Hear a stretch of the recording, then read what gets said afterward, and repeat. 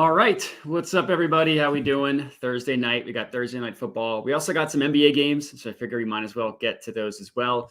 Joining me on this Thursday is Chris at ChrisBeCappin. Chris, how we doing? What's up, Moda? I appreciate you having me back on, man. It's been a couple, probably like a month, a little over a month, probably. Something like but that. congratulations. Yeah. Yes, a lot has changed since I've been on the show. Congratulations, dude. Super excited for you, man. Sending love to you and the wifey, and excited to be on the show with you today, man. Kind of hopefully we can give out some winners for NBA and NFL today.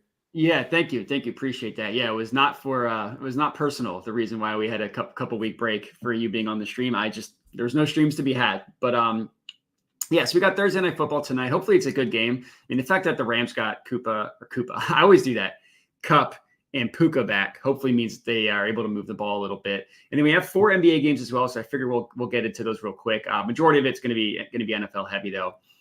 So we'll start off as we always do, main lines. Anything you like in terms of the total, the spread. Total looks like, I guess it's kind of jumping between kind of crazy 46.5 all the way to 48. And I guess that's pretty juice, 48.5, mostly just 48 with the spread at like 2.5, 3. Anything you like there? Man, I think looking at McVay in these spots, he always finds a way to kind of scheme the games up. I know it's, a very, very strong defense on the opposite side, but, it's a short week for both of these teams, right? And the advantage, I think, goes to the Rams in that case, because Minnesota was on the East Coast, having to travel west. The Rams played against the Raiders last week and don't have to travel at all. Like, their game was at home. So I think they do get a little bit of an advantage there. But Minnesota, I do feel like, will be, super motivated after coming off their only loss of the whole season to the Detroit Lions last week. And I do think 2.5 is a short number. And a lot of what I rely on here, Moda, and it's across every sport, but I just love good defenses. This Minnesota's defense has been absolutely lights out.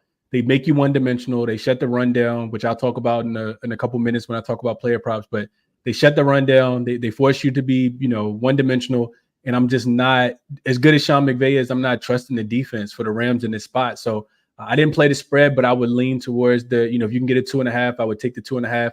But I do think they win the game. The Minnesota does, and they bounce back in a big way, even after having to travel cross country here. What about yourself? And I didn't really touch the total at all. What about you? Yeah, I honestly didn't put 2 seconds of thought on the total. I just I don't really mess with that at all. I also don't really mess with main lines either. I just haven't really had a lot of success doing it. I would agree with you. If I had to give out a play, I would take the 2.5 number. I definitely wouldn't. If you can only get 3, like if you can only use one of these books, which I can't imagine that's the case, because a lot of books have the 2.5, but if you can only get the 2.5, or sorry, if you can only get the 3, that's a complete no touch. That just feels like a field goal game. Could be one of those like random vintage Stafford McVay games that we kind of saw in week 1 against the Lions. They just couldn't quite pull that one out. Now they finally get their receivers back. So like maybe there's just some added motivation there. And like you said, they are at home, but like the Rams don't really have a home field advantage. It's really just a travel advantage. It's not like the crowd or anything. But yeah, I would agree with you and lean towards the 2.5 number if you can get that, but I wouldn't touch the spread personally. The NFL spreads are just too sharp, especially when you're betting this late in the game. You mentioned you had some player props. I have 2 in this one. So why don't you go first? What player prop? And I should say that the sheet has been updated, is in the chat. So if you're interested in just kind of tailing what we have, I'll add it there. But yeah, what do you like player prop wise? Player prop wise, I'll go to my favorite first, and it looks like the juice is coming in just a tad bit, but I mean it's still playable for me. It's Sam Darnold. I really, really like his under on his pass attempts here, Moda. And a lot of it is game script wise. Like I think Minnesota is one of the slower paced teams in the NFL to just start with the handicap. Very, very slow pace. They don't pass the ball like a lot. It's a very like run heavy team. They pass the ball 27.5 times per game. So it feels like you're getting 4 like that. That's a nice little edge right there. Only average 27.5, and his number is 32. You would need him to go over 32. The 27.5 is the 30th in the league as far as pass attempts per game. And I think the game script for me kind of plays out to be that I'm not trusting this Rams defense anymore. Like this is not a defense that against the run that is really going to stop a lot here. So, just looking at their numbers, they rank 30th in yards allowed at 152 per game. They're 30th in rush attempts per game, and they give up 4.7 yards per pop as well, which is 23rd. So none of those numbers are top 10. None of those numbers are even top 20. So I do think that, they'll rely heavily on the run game. Darnold won't have to pass the ball. And I went back and looked at it, just the Rams defense in general, because I, wanted to say, like, who is passing the ball that many times against the Rams and not able to run it? And only one quarterback so far, Moda, has actually gone up and over 32 passes, has had 32 or more pass attempts against this defense this season. It would happen to be last week. It was Gardner Minshew. He threw the ball a lot in that game, but that's also just because he's on the knucklehead Raiders. So I think they'll struggle, and this is also a number that, just for trends, this is a number that Darnold has went under every single game this season. I think he's 7-0 to the under here. But even outside of this season, like just him in general, I think this may fit to the script to, like, you just don't want to put the ball in his hands and make too many decisions, especially when you got a really good running game. 15-0 to the under, Moda, is Sam Darnold on his pass attempts. He has not passed the ball 32 times in the last 15 games. So that's my favorite player prop. I guess I'll pause for a second to get your reactions to that one, and I got one more I'll give you. Sure. Yeah, I like it. I mean, the thing I like their offense is kind of like, technically your under attempts you would think is kind of negatively correlated to what I like, but it's a deep passing game with the Vikings. Like, they have success when the ball, they just go deep. Like, Sam Darnold has never been the guy to check it down. He always chucks it deep. I mean, this is obviously the best year he's had in his career. Normally when he holds on the ball, something bad happens, but like, he's been pretty good. He's been pretty good throwing deep. So yeah, I like that. And also Ahan in the chat has said that based on his numbers, books are the sharpest at pricing passing attempt number, the sharpest at pricing attempts. It's like rushing attempts and passing attempts. What they're not good at is pricing in efficiency. So the fact that every single sportsbook, every single one favors the under, like you see like -120 and like the over at the worst price, that would help your argument of this going under. You know what I mean? So like if we're trusting that the books are sharp with attempts, the fact that they're favoring the under would be a good sign. I got it at -108 yesterday, Moda, on FanDuel. Even better. Yeah. Now you're looking at -120 at FanDuel and Fanatics. I'm guessing you would still take it at that number. Absolutely. Yeah. I do think it's a winner today for sure. Yeah. I like that. Yeah. I mean, this Rams defense is not good, and the Vikings will run the ball if they can. And yeah, WCLV. I'll give my first. I mean, people that watch my YouTube channel already know that the two plays that I'm on, and just to kind of piggyback off of what I was saying, I have Justin Jefferson 90+ receiving yards. His over under was at like 80 something. And those of you that know me know that I almost never take the main line. I'm just going to pump that up and get plus money.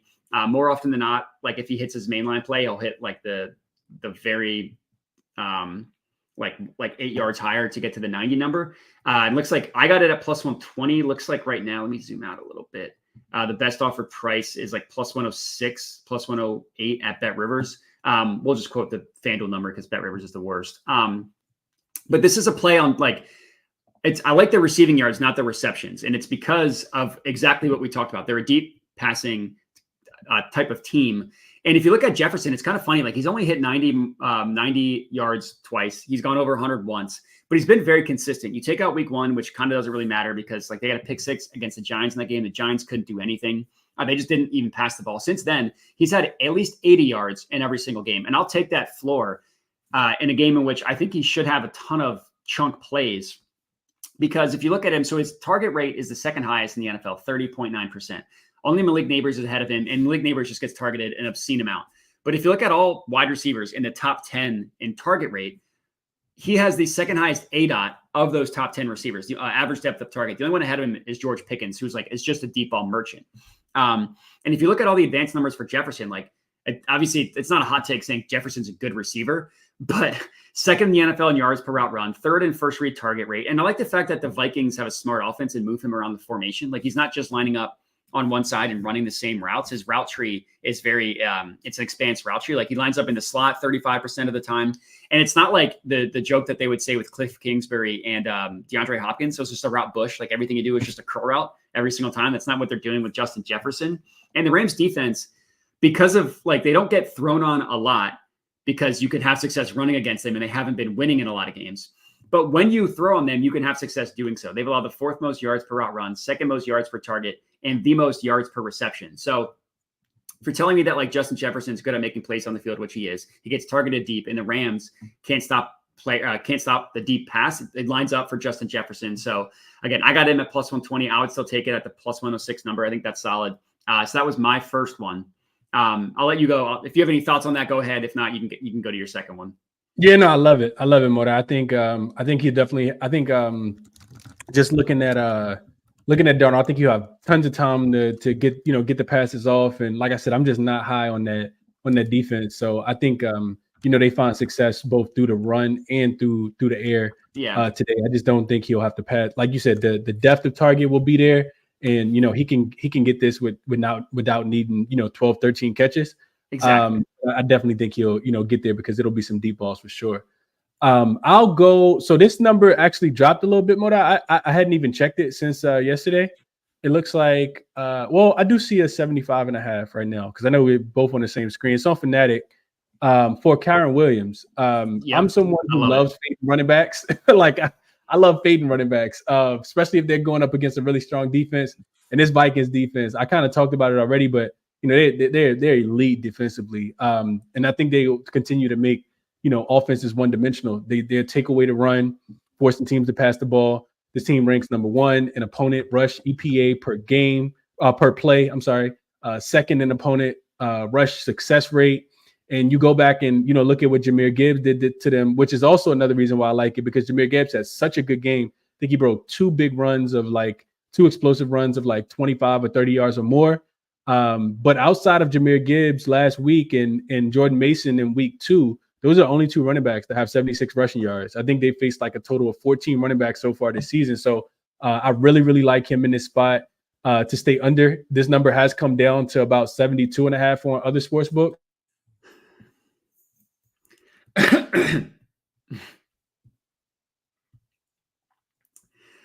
Yeah, well, while he's talking, I love it. I absolutely love it.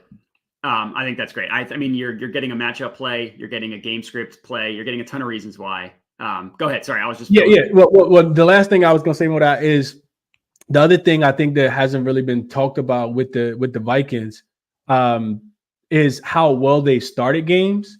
Like I think this is the best team in the NFL ATS wise in the first half. And outside of losing the first half to Detroit last week, which they also end up losing the game, and I like them in the bounce back spot here.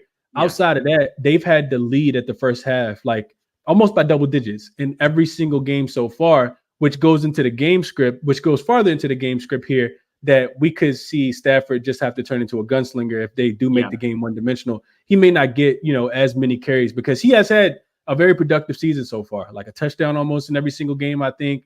But with this number coming down, I see as low as 69.5.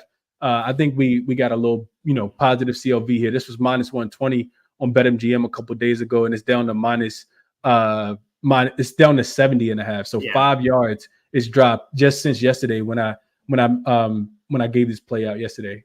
Yeah, I mean, that's crazy. Just look at, you can look at the screen. That's the whole selling point. Like it's 75.5 at Fanatics, which like they're horrible with limits, but they're available everywhere. And then everywhere else, we see like 73.5 at Circa, 72 at BetRivers and FanDuel, and then 71, 70.5. Like that's a crazy difference. And I love it. Like I said, it's a game script play because you figure that the Vikings are probably going to like score on their first 2 drives. That's what they seem to do every single game. And then it's also a matchup play against the defense. Not only are they really good defense, but they're a pass funnel. Like they shut down the run so Brian Flores can blitz in the passing game. Like that's how they want to play defense. So it goes into both. So I love it. No, I think that's solid. I haven't locked that in yet. I probably will end up telling you. So I think that's a really solid play. Someone was asking me about it. The Kyren Williams under. And yeah, I think that's great. And there's a ton of reasons why that makes sense. And it kind of goes into my next one in my second and last play for tonight. It's Cooper Kupp receptions.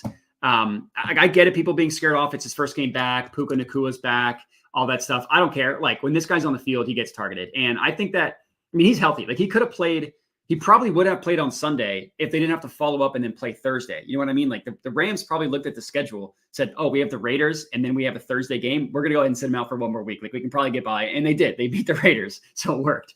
But the one game we've seen Cooper Kupp play healthy this year, 21 targets, 14 receptions against the Lions. Just absurd. And we've also seen this exact same thing last year. Cooper Kupp missed the entire preseason, the entire training camp, the first 4 games of the year. His first game last year was week 5. He played over 90% of the snaps, and he had 8 receptions on 12 targets. Like, he's in the lineup, immediately gets heavily targeted. And that was with a healthy and playing well Puka Nacua on the other side of the field. I can't imagine Puka's going to play the amount of snaps that Kupp did, because, I mean, he was just activated today. So that, like, I don't think, like, I would probably, I don't know, for fantasy purposes, probably play Puka, but like, I'm not touching any of his props. And it does, even if Puka plays 100% of the snaps, would not scare me off of Cooper Kupp. As good as the Vikings defense is, they will give it up to the number 1 target. They, according to DVOA, have literally allowed the most receiving yards per game to number 1 wide receiver. Like, number 1 meaning like the team's top wide receiver option. According to DVOA, they've given up the most receiving yards to number 1 wide receivers. For whatever reason, they can't give us, they don't have the data on receptions, which makes no sense to me. Like, if you can track receiving yards, you can track receptions. But my guess is if they're giving up a lot of receiving yards, they're also probably giving up a lot of receptions.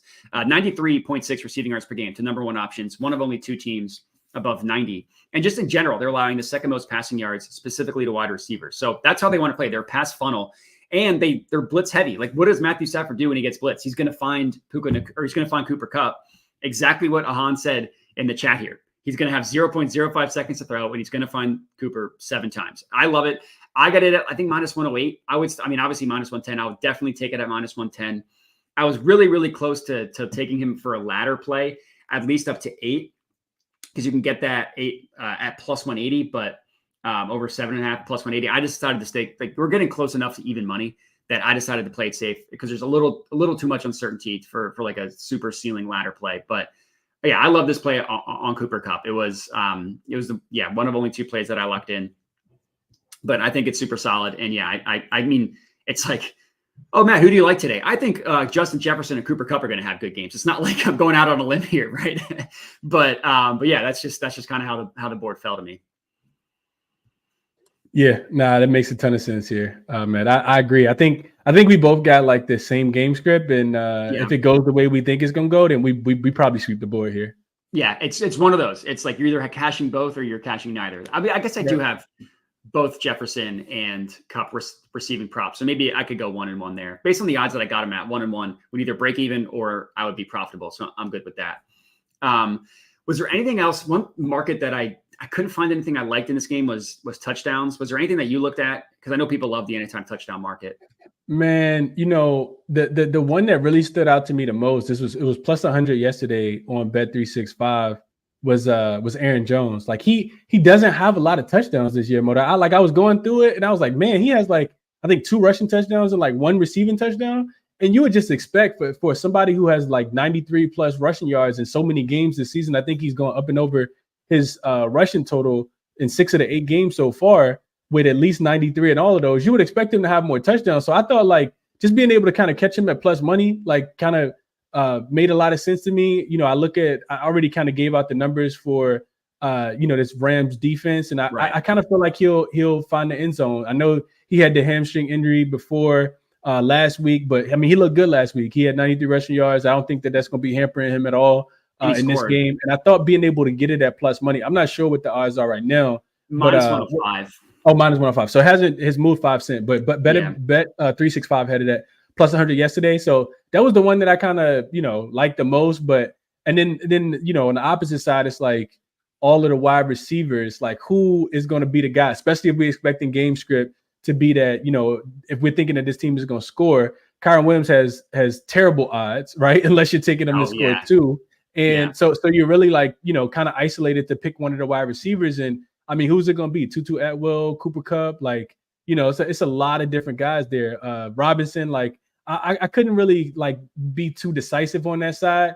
Even, maybe Cody Parkinson, like, one of those big tight ends. I have no idea who's going to score for them, man. Like, I also, just to be fair and to be honest, I don't watch a lot of Rams football. Like, they typically play at 425. Fair. And, I'm like, not like zoned out of football, but I'm like just watching all the games at the same time. I'm not like locked in, like, let me see what the Rams are doing, So yeah, just kind of going through the numbers there. It wasn't anything that like really stood out like super strong to me on that side of the ball. But like I said, with Aaron Jones, like, not really getting a lot of not really scoring a lot of touchdowns, kind of feels like he due for like a big week or, a multi-touchdown week, or at least I guess I would say like a stretch of weeks where he has like at least one, right? Maybe 2 or 3 weeks in a row where he scores one, being that we're in week, 8, and he only has 3 so far. So that's why I go minus 105. I think is pretty good money, especially getting him close to plus money here with how well I think he's going to do on the ground today.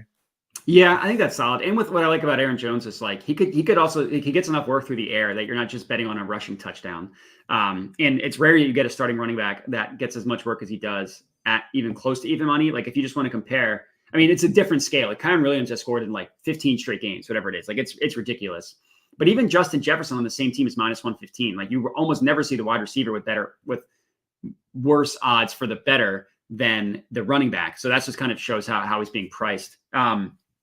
Which also is interesting to me, Moda, because I was just going to add that I think when I was looking at it, Justin Jefferson has a touchdown every single week this year except one.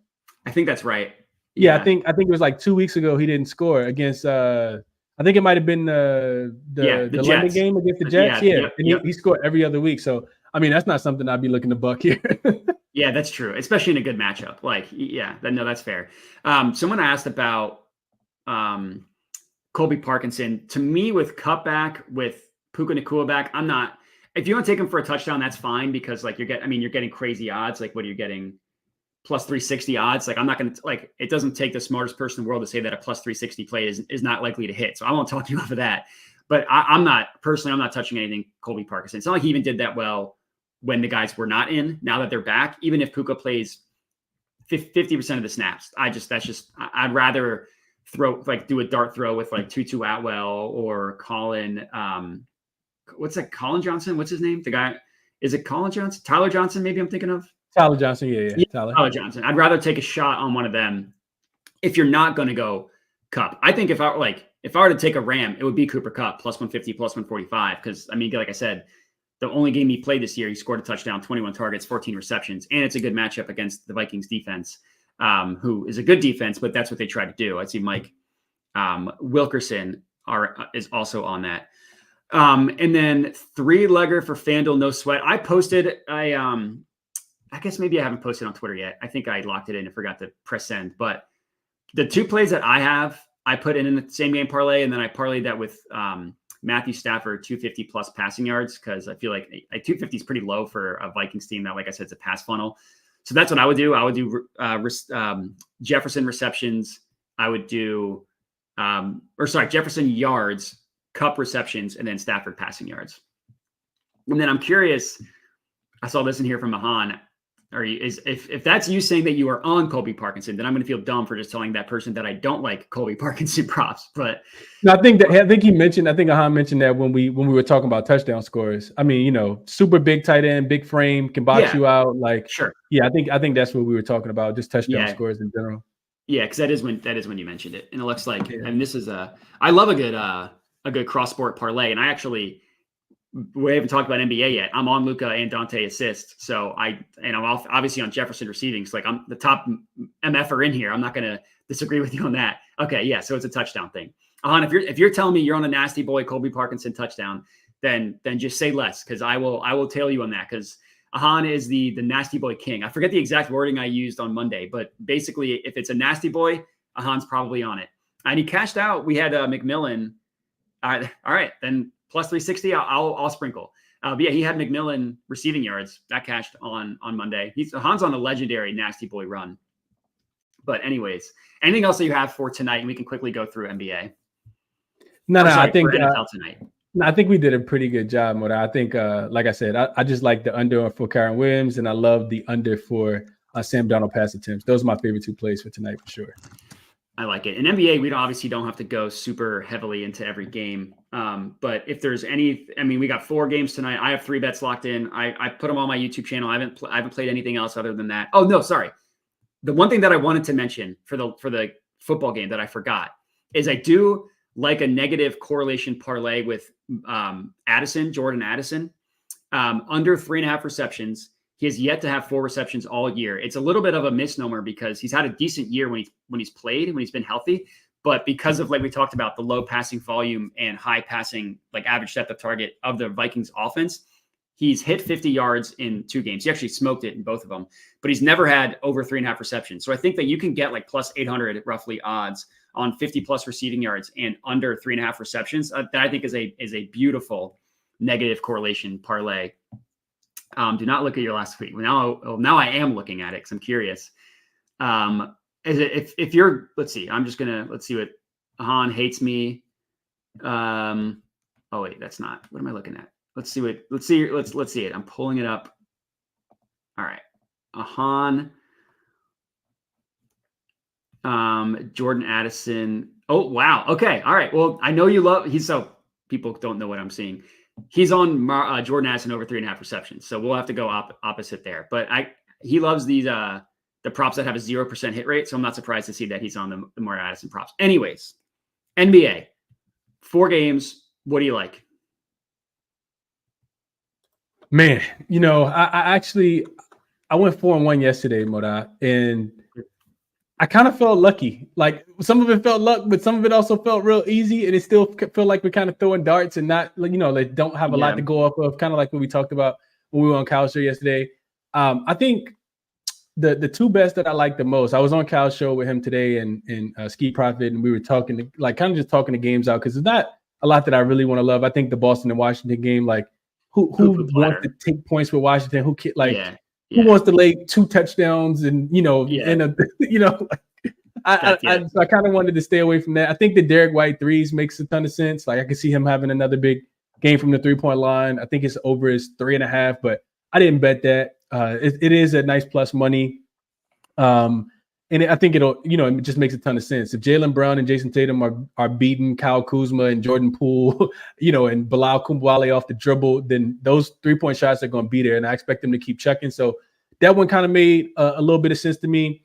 As far as spreads go, Moda, like I was kind of like just kind of listening to Cal and Ski talk, and ended up betting San Antonio plus the 9 was available on DraftKings. It's just a game that I feel like, they can keep within the number. Like last year after the All-Star break, I think they were something like 8-3 on the road as a dog. And I think, now having a true point guard with Chris Paul being there, Victor Wembanyama working on his fundamentals all season. But then on the opposite side, because they will be without Devin Vassell, which is a bummer. But then on the opposite side, though, Cal, on the opposite side, Moda, you got Luka, who hasn't played in the preseason. Like, I'm really big on trying to fade. I know Luka's like all world, probably going to average 85 points this year. Like, I get it, right?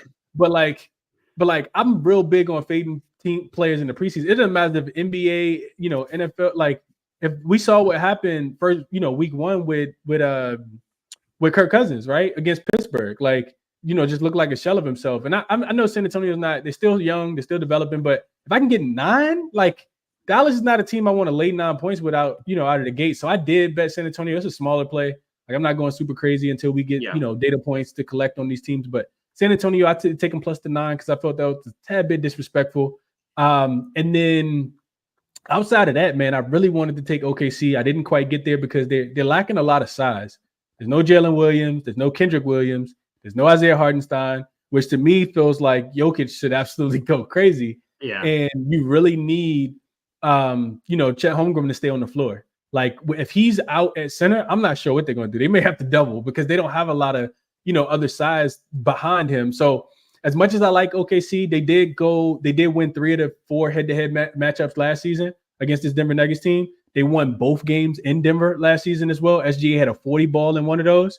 And I think that they just play well. Like they match up well against this Denver team. I also think Denver could potentially take a step back this season, just a tad bit, because you lose KCP. Now Christian Braun has to, go into that starting rotation. And the more players they lose, it feels like, you're relying a lot more on a erratic Russell Westbrook. Julian Strawther's going to play a few more minutes. And I think OKC is going to be really, really good this season. So if they had the depth in this game at the center position, I really would take the plus 2.5 with them, thinking that they can win the game outright. But I didn't quite get there. I'll leave you with the under for that game, though. I do think it'll be a lower scoring game. You got the altitude. These teams are 5-0, even dating back all the way to 2022-23 season, 5-0 to the under. I do think it'll be a slower pace game. If Denver wants to have a chance, they don't want to get out and run with OKC. I think OKC could struggle to rebound the basketball. which Denver should be able to play pretty slow, which is what they did last year. So under 227.5 is something I put in my pocket. And then I did take the San Antonio Spurs plus the 9. Both small plays as the season gets started. Overs are 9-3 so far in the NBA, which is something to keep in mind. It doesn't make me really want to play it under, but yeah. I did play the under there. Minnesota, Sacramento, I just really couldn't get to, Moda. I feel like this is the last thing I'll say. Like my handicap for this game was first that, when I look at it last year, each road team was able to go in and steal the home game, steal the game on the other team's home floor. So that would say Minnesota. Minnesota also looked pretty bad, so I could see them wanting to come out. They looked pretty bad against the Lakers 2 nights ago, so I could also see them, coming out, having a little bit more rhythm. Still think it's going to take time to get some continuity there. But then when I look at Sacramento, I also think that it could take some time to get some continuity there as well. Like, and I'm interested to hear your thought process, Moda, but like the way I see Sacramento was a real DHO team, right? Like a lot of dribble handoffs between De'Aaron Fox and Sabonis, middle of the floor. And, either those guys go one-on-one, try to get to the cup, or we kick into the Kevin Huerters, the Keegan Murrays of the world. So having DeRozan a part of that equation now just feels like we have 3 ball dominant players. And like, how do we split that up? So while I think Minnesota with Julius Randle is going to take a while to figure that out, also because he's not as efficient and or just as, in my opinion, as good as Karl-Anthony Towns was on the offensive end, I could also see that little bit of a hiccup for Sacramento. It's a coin flip type game. I guess I lean towards Sacramento being able to get the win, but I haven't seen this team with all their pieces together quite yet. So just wanted to collect some data points here in the NBA before I start to go too heavy. But I'm interested to hear your thoughts on all the games. Yeah, no, I totally get that last point. Like I've only had one play this year where I played over a unit. Everything else is a half unit or below. And I continue that tonight. I have 3 plays. None of them are for more than a half unit. Yeah, the thing with the Kings is like 2 years ago, they ran at like the fastest pace in the NBA. They just ran up and down the floor. Last year, they slowed down a little bit. But I just don't know what to think with adding DeMar because, like you said, he's a different stylistic player than how they normally played. He's an ISO guy, and he's really good at it. And he's a better passer than we give him credit for, but it's mostly just because he ISOs, and then if someone draws to him, he can kick it out or dump it. He doesn't do like high level reads or anything like that. You're not running pick and roll and asking him to diagnose the defense. So like I see someone here, DeMar just makes it easier for Fox assists. Maybe. I don't know. Like I'm not touching anybody on the Kings. I know one thing I know about the Kings is that their defense is going to be bad. I know that for a fact. I just don't know in what way they're going to be bad because bad defenses are bad in different ways. If you're the Pacers, you just don't guard the rim. You stick to your shooters. You don't guard the rim. If you're the Jazz, you're the exact opposite. So I just need to know how they're going to be bad before I figure out like how we want to target them later in the year. Apparently Kevin Huerter scoring at least 8 points. I'm not going to talk anybody out of that. I'm cool with that. I did have one play in this game, and it's a rerun from what I played on opening night.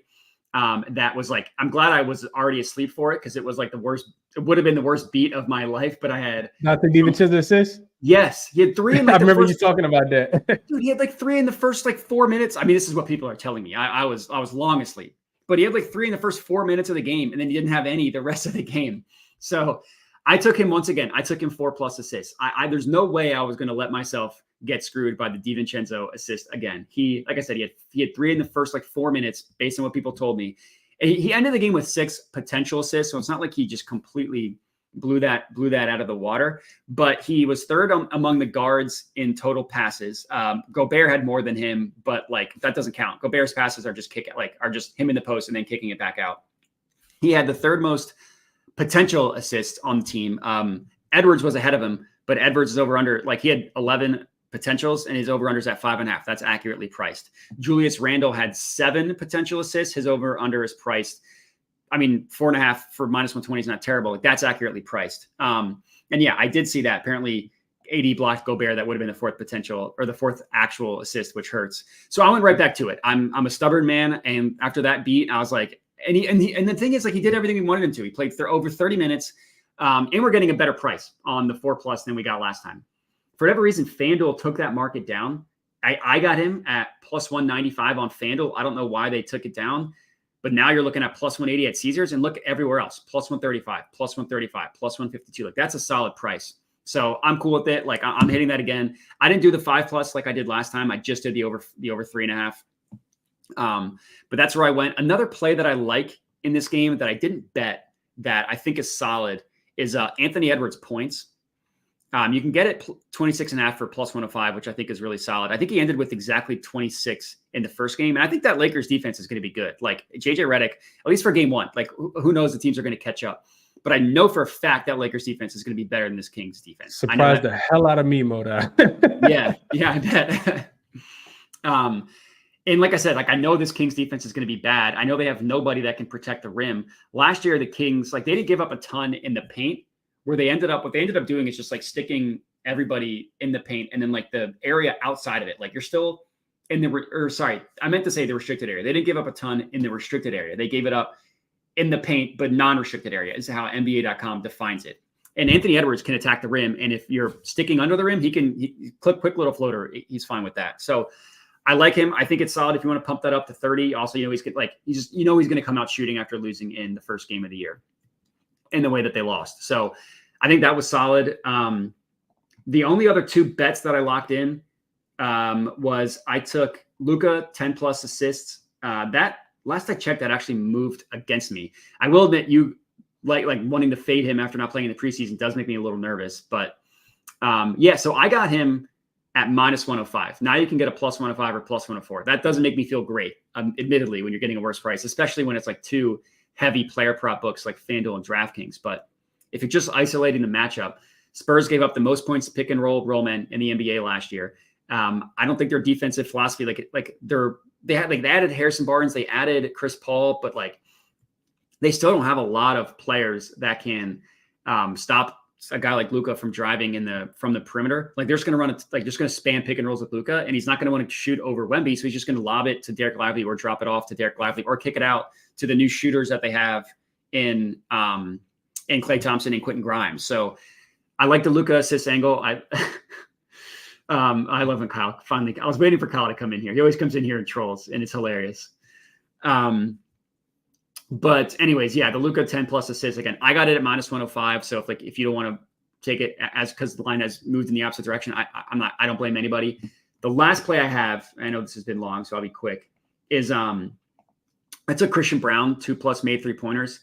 It's just a play on the number. Like he's going to play the KCP role. You can get him at plus 250 to make 2 3-pointers, and he attempted. And sorry, so I'll back up. These numbers are based off of his role from last year, when he played 20 minutes and when he attempted 2 3-pointers per game. He's starting now, whether he's ready or not, here he comes. He is starting.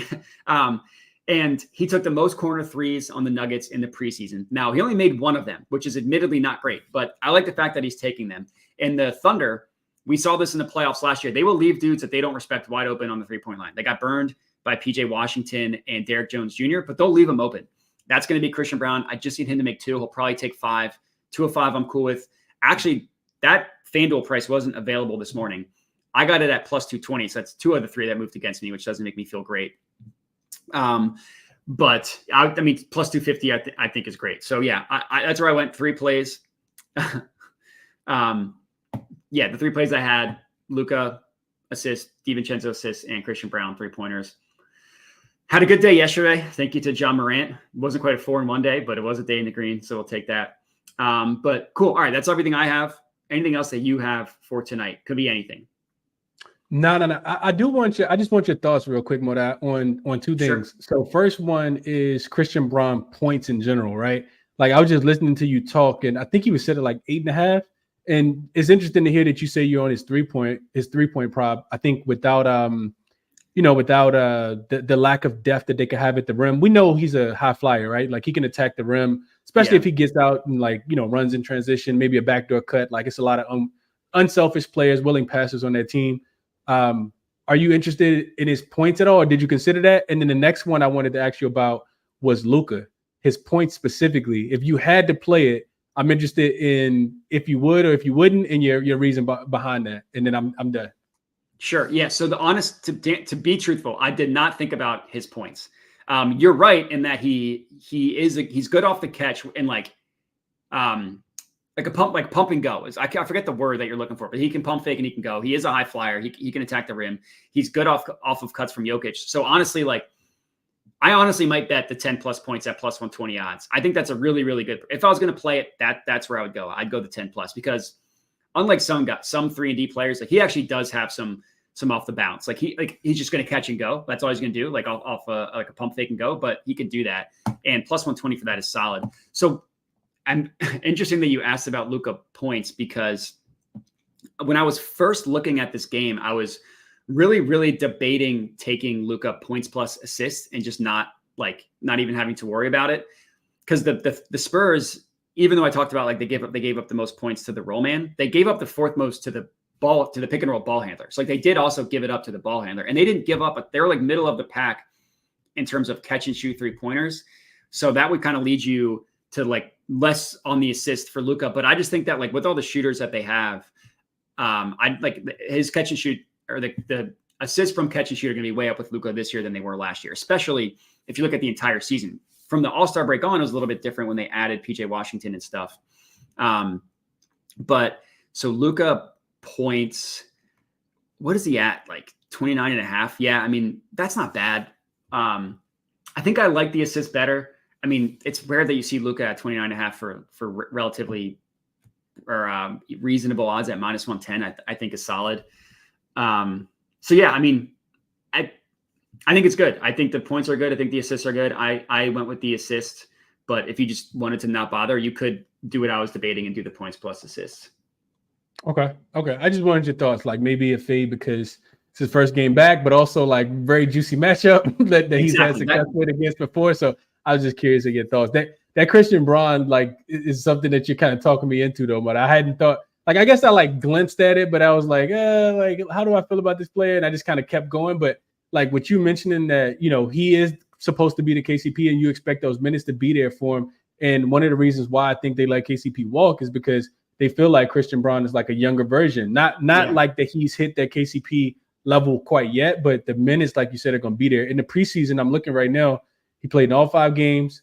He averaged 24.5 minutes, which it looks like was the second most on the team. And he averaged 8.4 points per game on 37% field goal shooting. So I know we expect him to play more than 24.5 minutes. Yeah. I know it's not the greatest matchup against OKC, but I'm probably going to get there with Christian Braun on probably a smaller play, but to take him up and over the 8.5, or maybe even go for the 10 for plus money here. Yeah, if I were to play it, I mean that's just my style. I always do that. But yeah, I mean you kind of talk like I think the points, honestly, if I'm being honest with myself, probably make more sense than the 2 plus 3 points you're getting way better odds. So like obviously it's not necessarily the same thing, but because he's really good cutter. Because he's kind of a high flyer that he can catch a lob from Jokic, and because of the fact that the Thunder give up part of their defensive philosophy, the Thunder, is to just not guard shooters they don't respect on the corner. They gave up the 4th most open 3-point attempts in the NBA last year, and it's not because they didn't guard the 3-point line. It's because they left dudes wide open that they didn't respect. Like that was part of their defensive strategy. That's also what led me to the 3-pointers. But like if he's making 2 3-pointers, he's probably also getting to 10 points. You know what I mean? And I think that he could get to 10 points without getting the 2 plus 3-pointers. Like that also is more likely. So yeah, I mean, I think that's a good look. I honestly should have considered that. Part of my weakness is I fall in love with 3-point props because you go up one number and the odds just get crazy. And I'm like, you see Tatum make 5 in the first quarter and you're like, I can predict that. So I will admit that is one of my weaknesses is I fall in love with 3-point props probably more than I should. Cause yeah, I think that points prop is solid. I think that's good. Nice. Okay. Yeah, that's all I got for you, bud. I appreciate you having me on, man. Cool. Yeah. Well, Chris, before we hop out here, you want to just tell the people where they can find you, what you're working on? Yeah, absolutely, man. All my work can be followed over on YouTube at ChrisBeCappin, 2 P's, 2 N's, as you see it on the screen here. I do a daily morning show. I'm probably going to start. I started it for WNBA, but I think as I have strong opinions about some of the games the night before, I'm probably going to start creating some more content the night before. So for tomorrow's games, when I start looking at them in a couple minutes here, if I find something that I absolutely love that I think potentially may move, I'll do some overnight videos as well. So live show in the mornings at around 7:45, 8 o'clock Eastern Standard Time. I like to get to those numbers early. And then you can follow me on Twitter as well. I do post some things on Twitter at ChrisBeCappin, 2 P's, 2 N's. Same screen name over there as well. Appreciate you having me on, Moda. Let's cash some tickets tonight, man. Yeah, let's do it. Yeah, we appreciate Chris for joining. So everybody, make sure to go follow him. I think his the breakdowns on the games I think are great. I tuned in a lot for the WNBA because I don't really know that as much, so I'm just always kind of curious what's going on. So everybody definitely recommend checking him out. We appreciate him for taking the time. I appreciate all of you for taking the time and watching all the plays. I didn't add NBA, just NFL added to the spreadsheet. So if you missed it, you want to check that out. It's in the spreadsheet here. Catch you guys on Sunday at 11 in the morning. And yeah, let's win all our bets tonight.